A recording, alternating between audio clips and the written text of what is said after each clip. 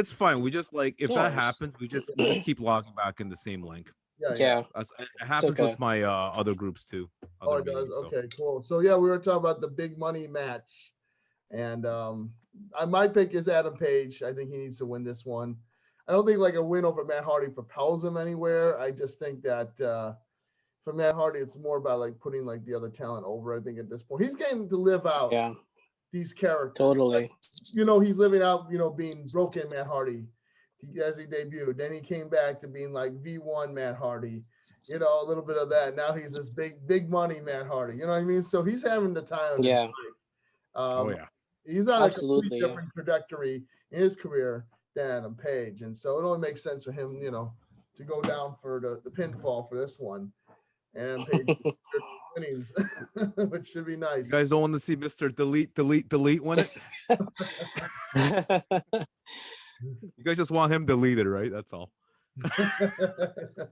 I really want him to get back to that character of the broken Matt Hardy. Yeah. I thought it was very unique, Yeah. very captivating, and like really deceptive. The way he really delivers that character. I mean, it's like he's very well versed in that, and he really made it so popular in Impact Wrestling when he started that character. I won't be surprised if we'll see that again. I think that he's just having fun, living out these characters, like the big money Matt character, something different, that we hadn't seen before.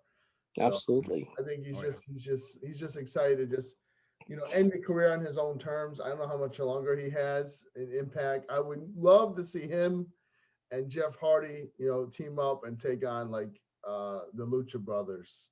I love to see them because I think that match happened already in the Independency, but I know they did have a match with the Young Bucks in 2017 WrestleMania weekend. That was the weekend they rejoined WWE. Yeah, I remember that. They were hot as thing. Like I was at their tailgate party. I got to see them in person. It was amazing. And just a few hours later, they were at WrestleMania. Can we just become best friends and follow you on these events? Man, I'm going to Dallas. Sean. I'm going to be at Dallas 2022 for WrestleMania weekend. So you know where to. Oh wow, you got the tickets. Nice. Got the tickets there. I don't know. Nothing's. They didn't even sell. They didn't even do on sale tickets yet for WrestleMania 38 or 37. Or for this year. For this year, they haven't. They said they're going to release them in a couple of weeks. We're only a couple months away.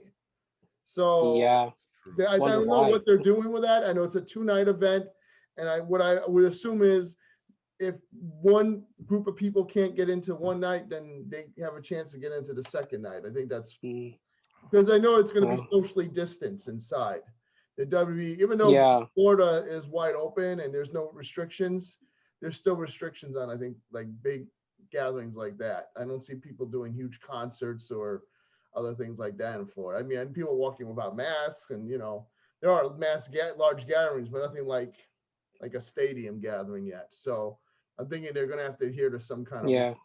There's going to be masks worn. There's going to be socially distanced, just like the Super Bowl. If you guys did watch the Super Bowl, it'd be something like similar to that. All right, Norbz, we gotta go to WrestleMania. Join. We gotta make plans for Texas. Dallas, Texas. Let's go. 2022. It'll be awesome. 2022. You book. That'd be sweet. Early. You get there early. You go to all like the WrestleCon events, all the independent wrestling. Go to WrestleMania. Raw. SmackDown afterwards. It's a whole week of stuff, dude. Like I went to 5 events in 5 days for WWE. Dude. I went to the Hall of Fame. I went to NXT TakeOver. I went to WrestleMania. Wow. I went to Raw, and I went to SmackDown. And you can't get better than that. That's unreal. Let's combine our shows together so we can all just enjoy what you enjoy. We're all super fans here. Man. That's amazing. WrestleMania is unlike any other experience. If you're a wrestling fan, you owe yourself to go. It's nonstop wrestling from the moment you get off the airplane flight, the moment you get back on, nonstop wrestling. There's conventions, there's things we can have breakfast with the wrestlers and freaking they have brunch with the wrestlers. Quite the experience. Drink with the wrestlers at night. It's insane, man. Incredible. I went to WrestleMania 18 in 2002. Yeah. When Hogan and The Rock, Nice. Hogan and The Rock wrestled, and Triple H and Chris Jericho at Skydome. That was Toronto, my Canada. first and only WrestleMania. Yeah. I was so hyped about Oh, wow. That's awesome. it. Was quite the experience. Like, it was jaw dropping. Yeah. I started to go off topic here, Sean and Norbz, but I mean, like, Vince McMahon, did he forget about Toronto, Canada or something? Like, bring back WrestleMania to Toronto, Canada. Come on. You guys are doing everything in the States, Sean. We're getting nothing over here. We need to get a new stadium built.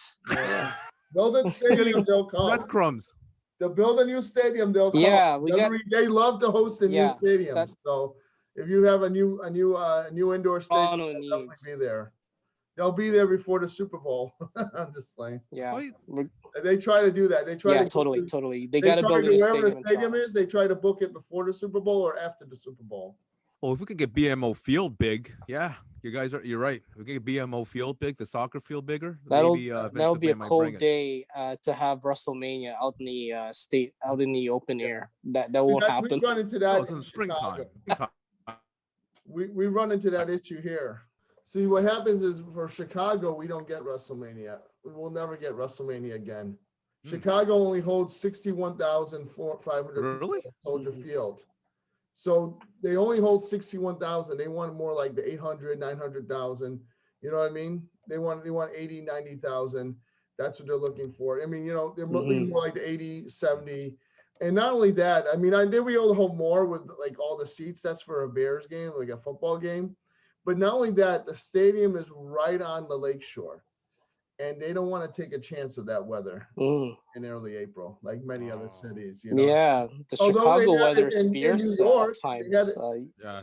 They had it outdoors in New York, but because we are right on the lakeshore, they don't want to risk it. You know what I mean? And we've had some freaking crazy snow, hail, rain, in April.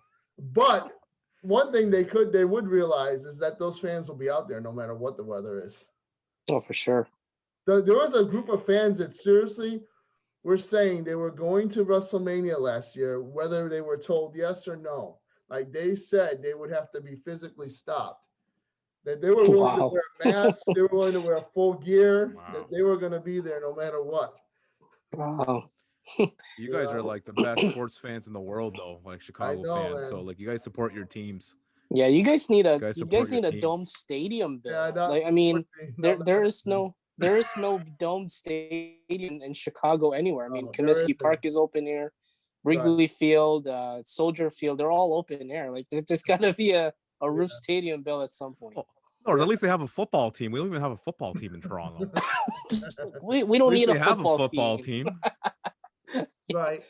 We don't even have a football team. Yeah, get a football team, get a brand new stadium, and you'll have a chance at WrestleMania. I mean, they're not Toronto going Bills. to the smaller venues anymore, unfortunately. So it's got to build up to get it, and also it's very competitive. They bid all these cities. They bid on WrestleMania.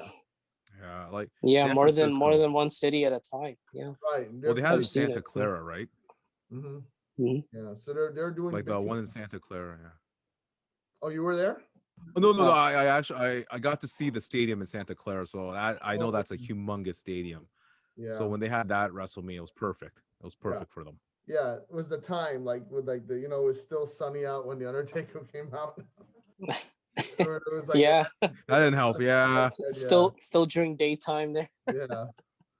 I guess the sun hadn't completely that didn't help when he came out. Yeah, but besides that, it was perfect, and that's what they're looking for. They're looking for locations that are warm weather locations, that people want to take like a nice warm weather, trip. You know what I mean? They're in the Midwest. The weather sucks. Yeah.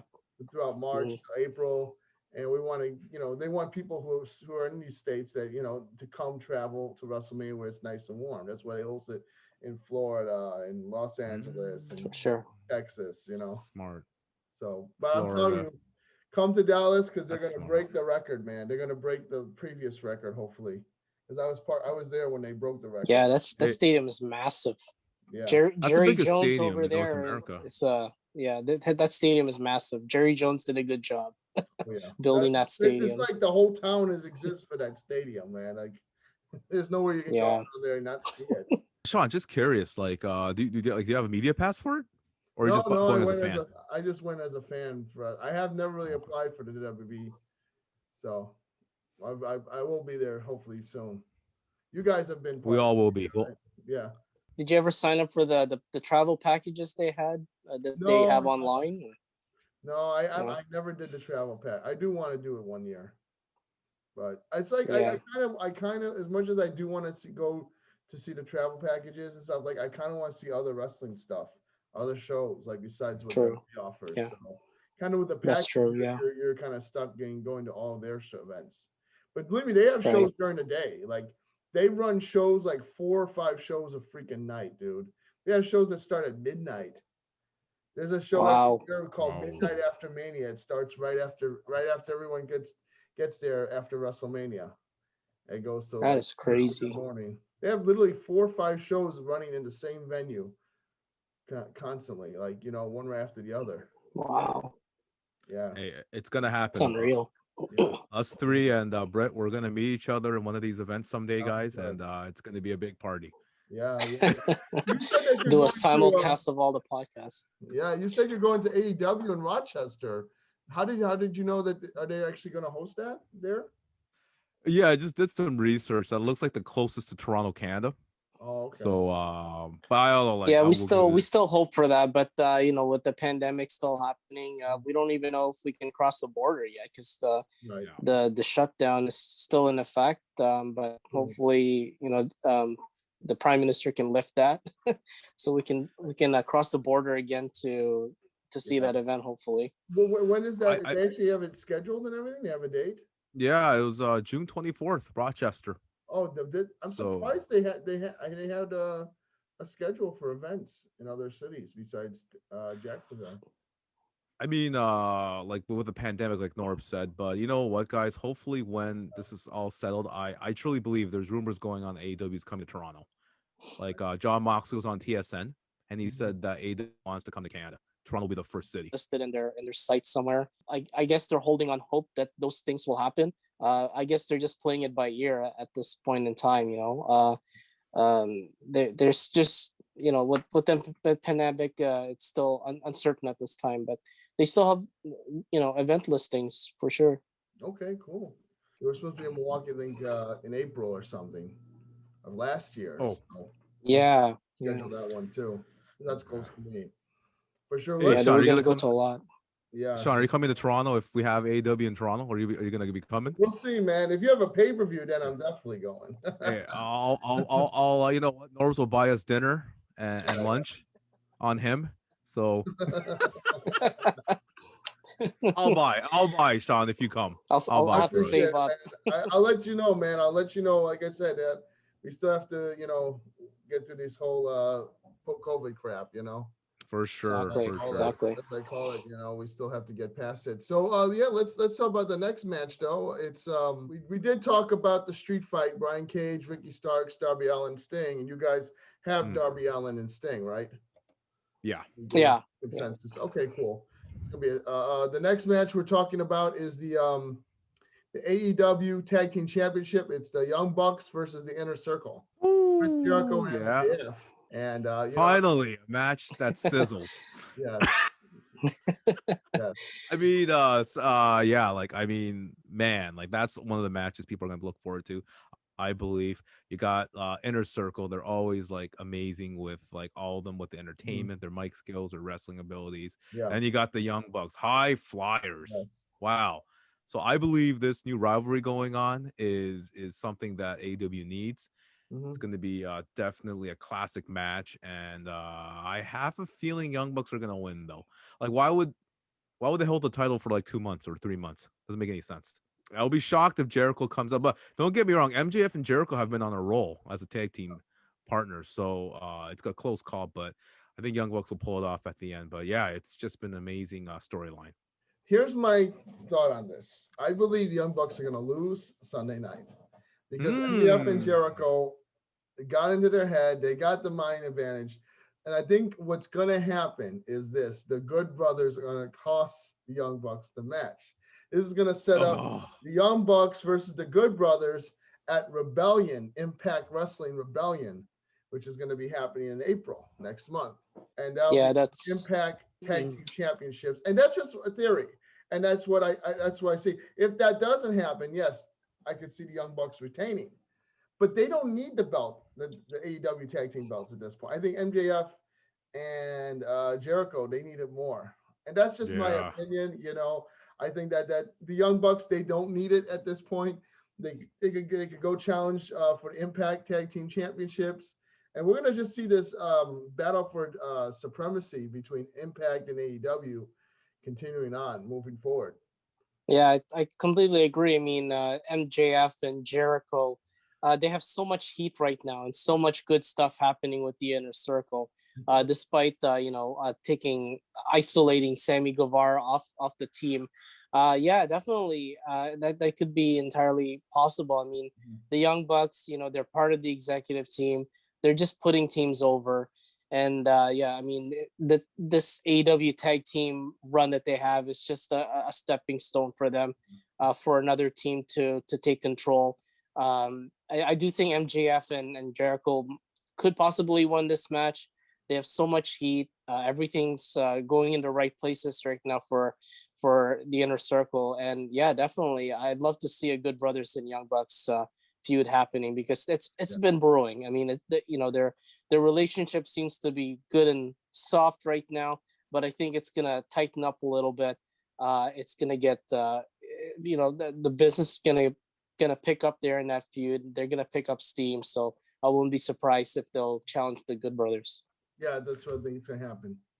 All right, guys, I gotta ask you, because I asked this Sean, how do you do that sign that they do? Like, I asked Norbz like 100 times.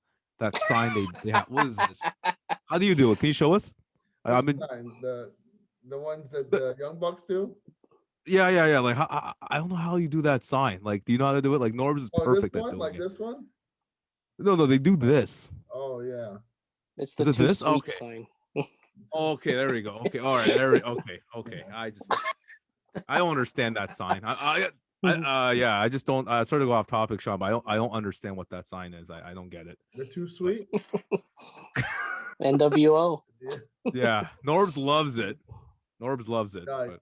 But you weren't a big WCW guy back in the day. Too sweet. Oh yeah, a big WCW. Was it like was it an NWO sign? NWO, too sweet. Yeah. Oh jeez. Okay. That's where it originated from. They basically copied it, They did. Club did that, yeah. But I think Young Bucks are gonna, I think they dropped the belts. MJF and Jericho, they have a nice run with the belts, and I think it's still gonna be one of those crazy matches where you don't know where the finish is coming, and then all of a sudden, I see MJF getting the pinfall somehow. Yeah, he always likes to savor the victory when he scores the pin. But the thing about my theory is they don't run interference hardly ever at a pay-per-view. You know what I mean? At Dynamite they run interference, but usually they let the match play out without any interference. Usually. Yeah. I mean, I don't. And that's the beauty of it. That's the beauty of pay-per-views. Like there's no cliffhanger. There's always an ending. Yeah. There's always a winner. Unlike what WWE does, there's always interferences that will continue on to Raw or SmackDown the following night. Right? I think what happens is you could see like the Young Bucks win the match, and then all of a sudden Good Brothers come out and just railroad them. But like Wardlow's gonna be in their corner though, so watch out for him. Yeah. He could run some interference as well. Wardlow's a monster, man. They need to do something. There's another guy. That's next champion right there, man. There's another one that AEW's got. They just got too much talent, AEW. Yeah. That's what happens when you sign too much. You get, and WWE, they've done the same thing. Like I remember back in like 2017, like when they signed all these women and like none of them were featured. Like I was like, oh man, I'm excited to see all these women that I've seen. The only one I knew that really made it was like Ruby Riott out of like all of them. I mean, it took some other ones made it, but I remember like Kimberly, she was there and never been used. And she was eventually released, among other ones, like Diana Purrazzo never was used. She was released. The list goes on and on. Yeah. Ty Conti. Happens when you have like two wrestling federations that are only two top ones, right? Exactly. You can't use all of them. So I mean, I know it's just crazy. Like this one female wrestler, Kim Q. She's never been used on NXT. I don't even know if she's still with. Yeah, I wonder why. Yeah. I don't know if you remember Kim Q. She's like Filipina. Yeah. Yeah. Yeah. Yeah. And she never used in NXT. I've heard of her. Just like out of just like that. So sometimes talent just never get they just get buried from the outright. It's tough to have, like, they got Charlotte Flair, you got Sasha Banks, and you got Bailey, and it's just too many, like, and even NXT too much. Yeah, I mean, I do like Dakota Kai. She's one of my favorites.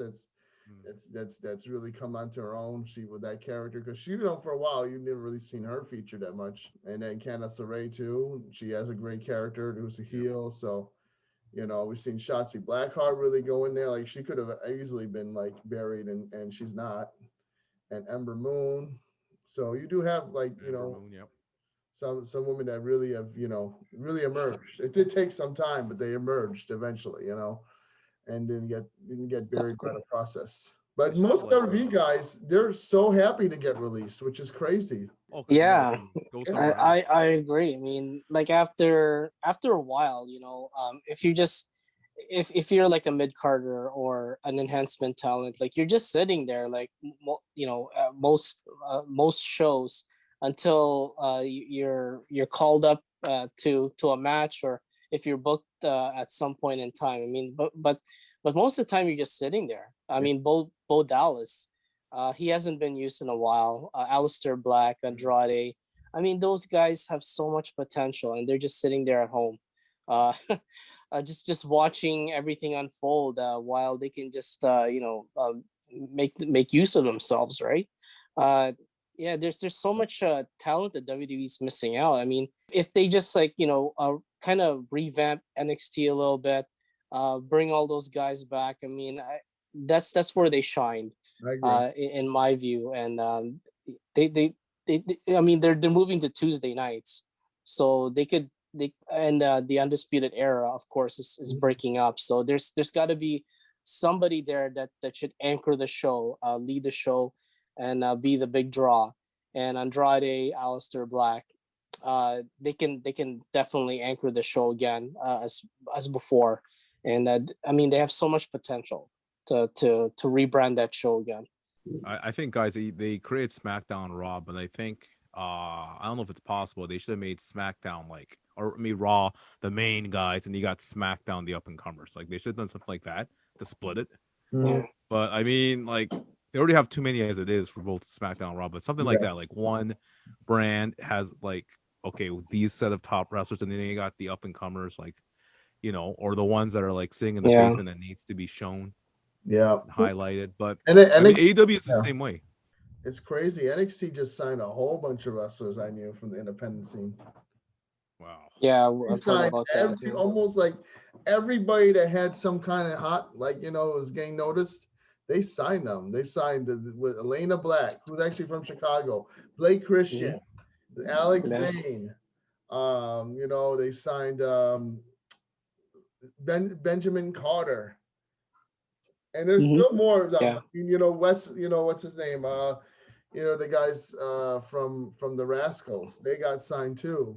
But there's even more. Wow. I'm like, holy shit, I remember this guy, and he got signed too. They went.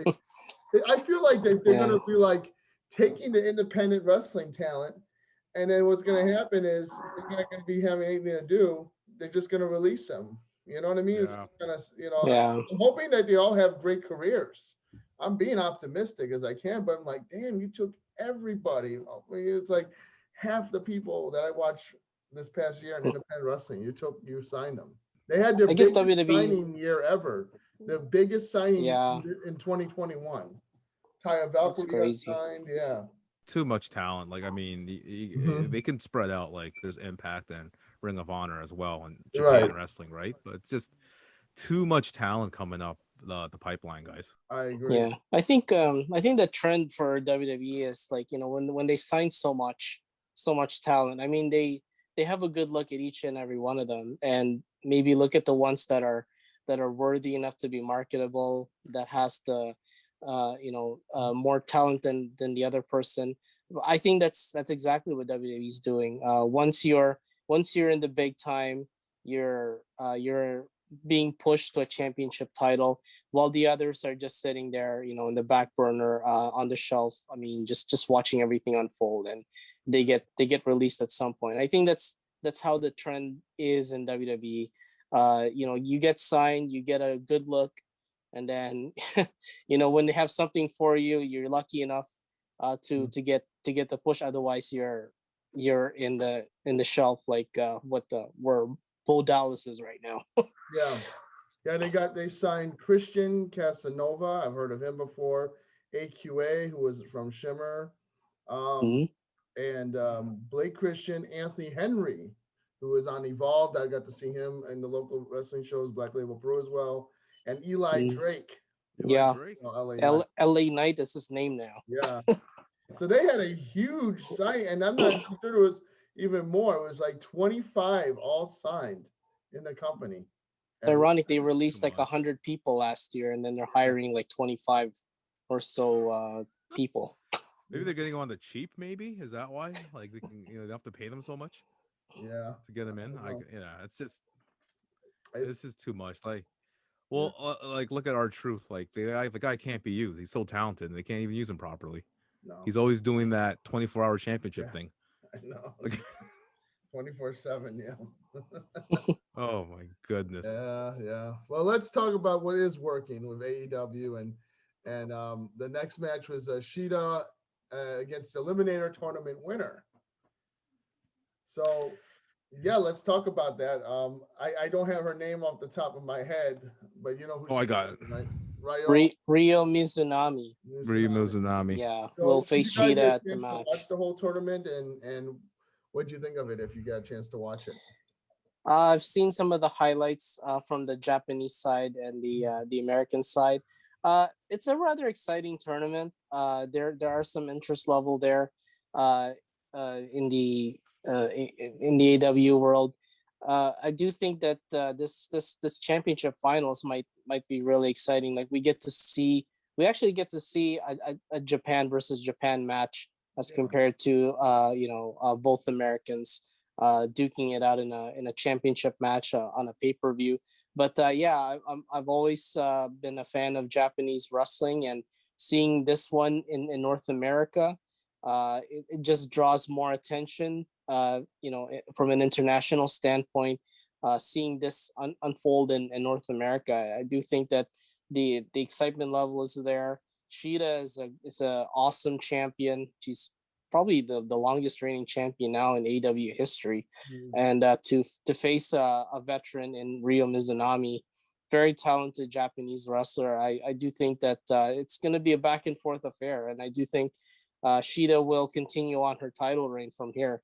Definitely. Yeah, I'm going with Shida on this one. I think she gets it done. She just seems to be, be able to take anything that is dished out at her and just come back, dish it right back to them. Yeah. ×3. Like she is so tough as nails. She is. Yeah.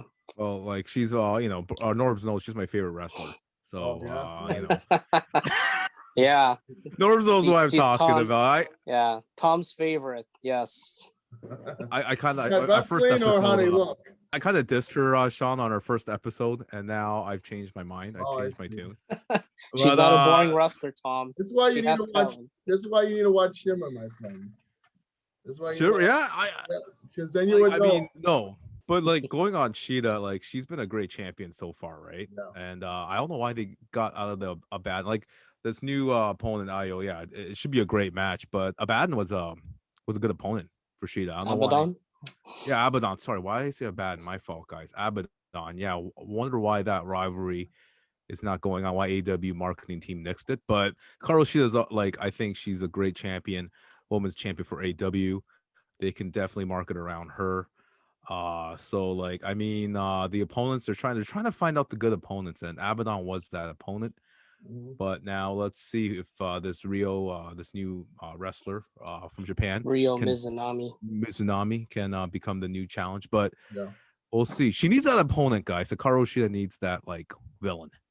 Right. I think that Thunder Rosa was definitely a good opponent. The way they built up that whole feud, for the. Oh, who's that, Sean? Thunder Rosa. When they. Rosa was she? Oh, they were opponents. before? Yeah, they faced each other and back at what was it called? Full Gear. They should bring it because they're both champions now, right? So they should just let them just go at it again. Well, no, Thunder Rosa lost the NWA championship. Now it's Serena Deeb. I actually thought Serena Deeb would have a chance of facing Hikaru Shida because they faced before, but this time maybe be on pay-per-view and the stakes would be higher. But you know, Thunder Rosa they brought her in perfectly. Like that was like the perfect opponent. Like I'm the NWA champion. I haven't wrestled. I'm hungry. You know what I mean? I haven't been on TV. Yeah. You don't forget who I am. And I thought that was the perfect feud for them. And that was a great match as well. That happened back at Full Gear.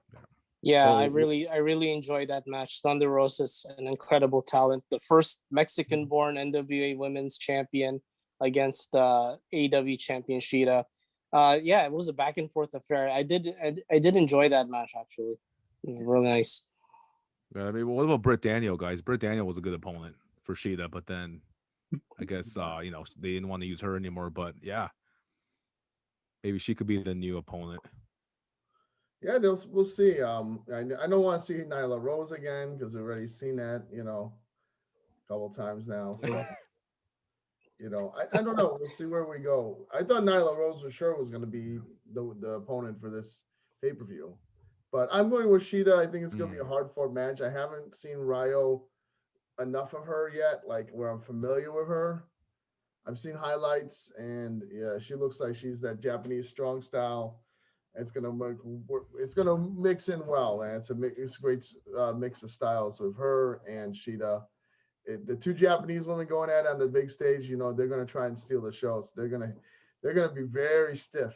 A lot of stiff shots in this. Absolutely. Yeah, for sure. I'm still going with Shida at the end of it. I think they got a great champion in her. Hope she keeps it. And I think you're referring to Britt Baker. And what I think happens is Britt Baker may eventually beat her for the championship, but they really haven't built up to that point yet. You know what I mean? Because she handled it. She handled her nasty about a year ago. She bloodied her face up and everything. They're gonna have to do something with Britt to make her a credible opponent for Shida. I'm not sure if that's the direction they're heading. I don't know who they're gonna bring in next. You don't know. With AEW, you never know. So I'd love to see Tessa Blanchard come in there and take her on. I mean, that'd be huge, you know. But you know, obviously, there's so many different probabilities at this point. You know where they're gonna head with the women's championship, and I just hope Shida keeps it, man. I really like her as a champion. Hopefully, she keeps it for till the end of the year. Oh, my apologies. Yeah, Britt Baker. And there's Jade Cargill, man. She's coming up.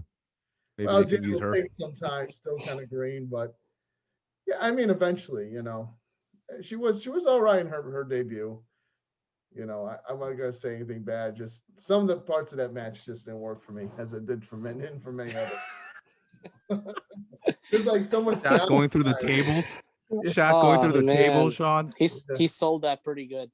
Yeah, he did. No, that what there was, I mean, from what you expect, not that bad. So I'd say it was a decent one. And let's get to the main event, man. I have another timer counting us down, unfortunately. That pro upgrade. They're trying to sell me that pro upgrade. The main event is Omega Moxley exploding barbed wire death match. Now, if you want to hear my opinion on how this match is going to be like, it's going to be insane. Kenny Omega is working like a mad scientist to construct this thing.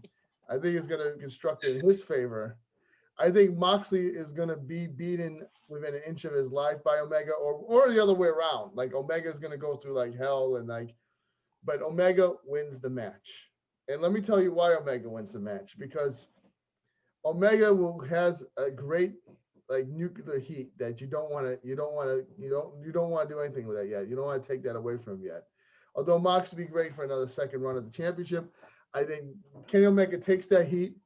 And at the next pay-per-view for Impact called Rebellion, there's a little Omega symbol in the logo. I believe Kenny Omega walks in as the AEW champion and challenges Rich Swann for the Impact Wrestling Championship in April. He walks out the Impact Wrestling champion. Could you imagine the heat? He's in the Impact and the AEW world champion. Just imagine like that. That's insane. You know what I mean? Absolutely. That's gonna break the marketing. The other unforbidden door that has opened up, that could be an opportunity of a lifetime for a Kenny Omega. I know. I mean, his whole run with New Japan is over, so that would make sense for him to get that championship. Like, this is the one championship he hasn't claimed yet. And the nuclear heat on that would be insane. And eventually, we would see, where this leads. But that's my opinion. I think it's going to be an insane match. They're both going to take a lot of bumps. I mean, it's exploding barbed wire, death match.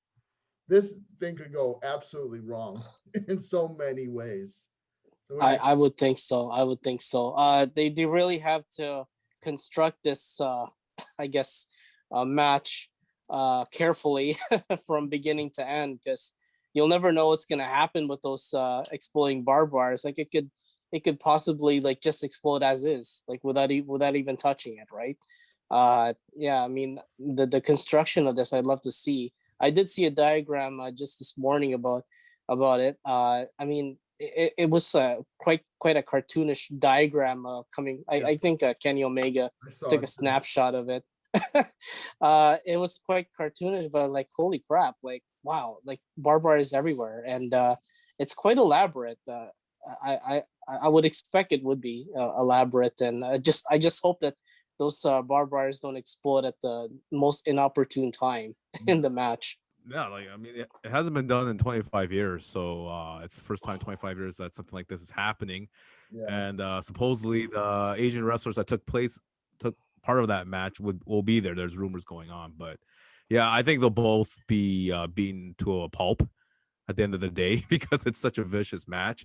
But I agree with Sean. I think basically Kenny Omega is gonna eventually become the winner he's been a great champion so far for AEW, so I think he'll come up and win again. I don't see how the title changes to Jon Moxley. So, but yeah, I'm going with what Sean's saying. I think it's gonna be Omega who'll win in the end. Yeah, barely with his life on. Yeah, he's just gonna walk up within an inch of his life, Kenny Omega, and I do think that he'll walk away the winner. He'll probably crawl out of this match with so much bumps and bruises. And yeah, I mean, his heat right now as AEW champion, and potentially making more appearances and making bigger, better things in Impact Wrestling. I do think it's just gonna continue on. It's great. The interest level is absolutely at a high right now for Kenny.